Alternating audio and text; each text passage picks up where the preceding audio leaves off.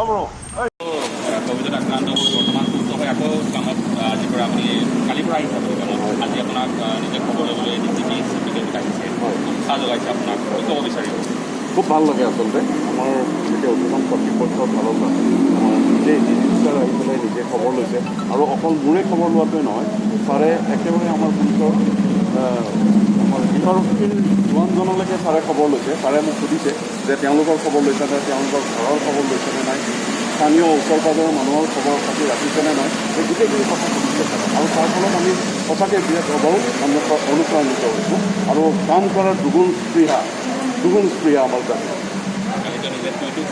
কৰিছে।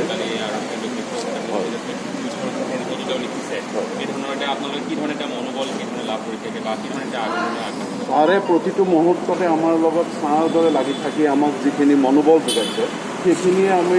দুগুণ উৎসাহৰে আমি এই ক'ভিড যুদ্ধখনত মানে যুদ্ধত আগবাঢ়ি যোৱাত আমি মনোবল